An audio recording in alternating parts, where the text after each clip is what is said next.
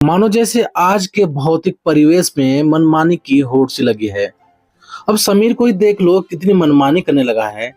लगता ही नहीं कि वही भोला भाला सा अपने टिमटिमाती आंखों से देखने वाला लड़का इतना जिद्दी और अड़ियल बन जाएगा।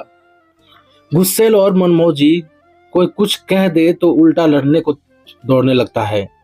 ये उम्र और अत्याधुनिक परिवेश का ही तो परिणाम है, जो दिन प्रतिदिन अंकुरित होकर अपनी वानस्पतिक वृद्धि करने में लगा था।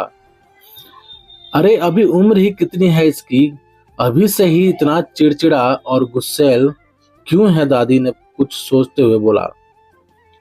माँ ने चिंतित स्वर में कहा, सुबह से भारी भारी किताबों को ढोए स्कूल को जाता है, कमर भी झुक गई है इसकी। फिर दिन भर स्कूल में रहता है। बताता है कि एक नए शिक्षक स्कूल में अंग्रेजी विषय को पढ़ाने आए हैं। जिसे अंग्रेजी नहीं आती उसके साथ गलत ढंग से पेश आते हैं। ये बात सोचनीय है। बच्चे तो कितने कोमल हृदय के होते हैं, कितने डरपोक और थोड़े चंचल। जब ऐसे शिक्षक उन्हें भय दिखाकर प्रताड़ित करते हैं तो वो निराशा के गंभीर बिहड़ में चले जाते हैं, जहां हताशा और डर के अलावा कुछ भी शेष नहीं रहता। कहते हैं बच्चे तो कल का भविष्य होते हैं और उन्हें मारपीट करके आक्रामक बनाना तो आ बैल मुझे मारने जैसी बात सत्य कथित करने जैसा होता है। क्योंकि शिक्षक उन नन्हे बच्चों के अंतर्मन में अमृत से नहीं विष की सिंचाई करते हैं। उन्हें प्रेम, स्नेह और अपनेपन से सिखाने की बजाय कुंठित और आक्रोशित ढंग से डराकर हमेशा के लिए कमजोर बनाते हैं, जो समाज में अराजकता, जातिवाद और भेदभाव की स्थिति को जन्म देता है। माँ ने जब समीर से बात करनी चाही तो समीर झंझलाकर भाग खड़ा हुआ। माँ को अपने बेटे की यह दुर्दशा कतई बर्दाश्त नहीं हो रही थी। इतनी आकस्मिक परिवर्तन कैसे गहरे रुदन में तब्दील हो रहा था, इसका अनुमान माँ मन ही मन कर रही थी। उन्होंने शाम को गाजर का हलवा बनाया। दादी शाम को बरामदे में लकड़ी की कुर्सी पर बैठकर राम नाम की माला फेर रही थी और समीर बगीचे में तितलियों को उड़ता देख कुछ आनंद की मुद्रा में बैठा था। गाजर का हलवा बन चुका था। माँ ने रसोई की खिड़की से आवाज दी। दादी भी बहुत दिन बाद मीठा खाने के लिए जैसे तड़प ही रही थी। पर दादी, आपको तो नहीं मिलने वाला हलवा, ये तो मेरे लिए बना है। डायबिटीज वाले लोगों को हलवा तो नहीं मिलेगा, कुछ व्यंग करते हुए समीर ने कहा।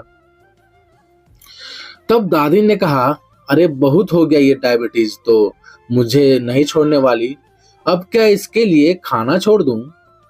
बहुत तो मना भी किया, फिर आखिरकार दादी को हलवा दे ही दिया। समीर हलवा खाते हुए अपने हृदय में पल रही नफरत को भी बाहर निकाल रहा था। कह रहा था, जो नए शिक्षक आए हैं वो हमें बहुत मारते हैं, धूप में दिन भर खड़ा करवा के वो परेड करवाते हैं। हमारा दोष केवल इतना है कि हमें अंग्रेजी नहीं आती है। इससे पूर्व शिक्षक ने लापरवाही के कारण कुछ सिखाया भी नहीं था। अब पिछली कक्षा का अधूरा ज्ञान भला हमें कैसे ज्ञात होगा? एक कांपती हुई आवाज में समीर ने अपनी व्यथा सुना दी। आज माँ बहुत खुश थी कि समीर ने आज पूरी बात कह दी थी।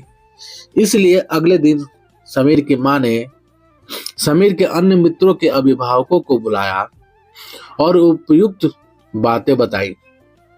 स्कूल प्रबंधन पर सवाल खड़ा किया और शिक्षक के प्रति कार्रवाई भी की।